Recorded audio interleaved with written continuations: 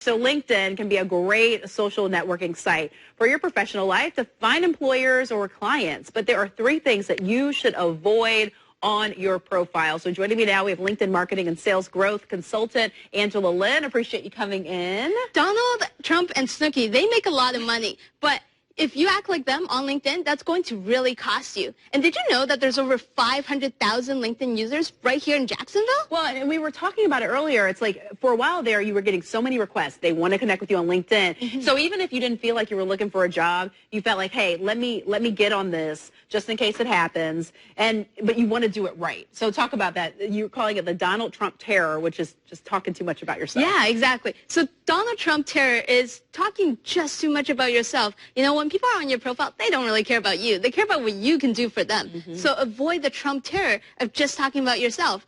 And then mistake 2 is the invisible man mistake, where you have no photo or bad photo. Mm-hmm. When people are on your profile, they want to see a professional photo of you. So if you just have a picture of an avatar or no picture, just like the invisible man, right, that's going to decrease your chances of making more money or getting more job offers. And talk about that picture, because you don't want it to be you at the beach in a bikini, right? Yeah. It needs to be you in a professional light. Yes, it's definitely, you need to be a professional photo, because that actually makes you 14 times more likely to be seen by your prospects and potential employers. And I guess when we think professional, that's not necessarily you in a suit. It could be you in a business meeting. It could be you in action. Yeah. I mean, it can be something as long as it demonstrates what you're doing and what you can offer someone. Yeah, if you have a smiling and professional photo, that's how people are going to find you and be more likely to hire you. Yeah, to put a face with a resume certainly does help. All right, so how did Snooki make the don't do?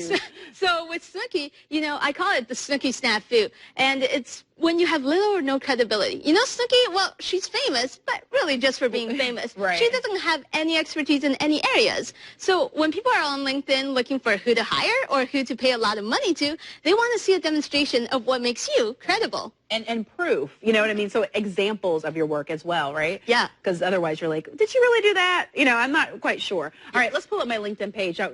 Tell you this, I created this probably like a few years ago, and I have not touched it since, so I'm actually interested to see what's on it. But you said it wasn't horrible, but we could make it better. Yeah, I'm going to go through my link formula. So L is look professional, and you have a great professional photo in there. You're dressed professional. You have a smiling picture, which, like I mentioned, 14 times more likely to be seen by your prospects and potential employers.